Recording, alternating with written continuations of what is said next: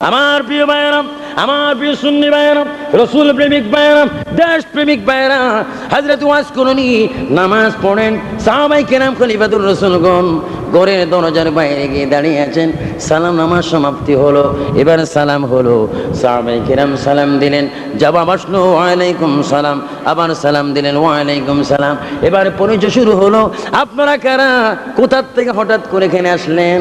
আপনাদের শরীরে আমি মদিনার নবীর ঘ্রাণ পাচ্ছি।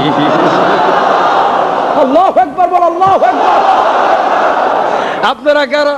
পৃথিবীতে বহু মানুষ দেখেছি, কোন মানুষের গায়ে মদিনার নবীর ঘ্রাণ পাই না, আপনাদের গায়ে আমি মদিনার নবীর ঘ্রাণ পাচ্ছি। আপনারা কারা? হযরত ওমর চোখের পানি ছেড়ে দিয়ে বলে, আমাকে চিনেননি, আমি খলিফাতুর রাসূল হযরত ওমর, আমি খলিফাতুর রাসূল হযরত আলী। এই কথা শোনার পরে উভয়জন কেঁদে কেঁদে বলে, আপনার নামটি আমরা শুনেছি, কিন্তু আপনার মুখে এখন আপনার নামটি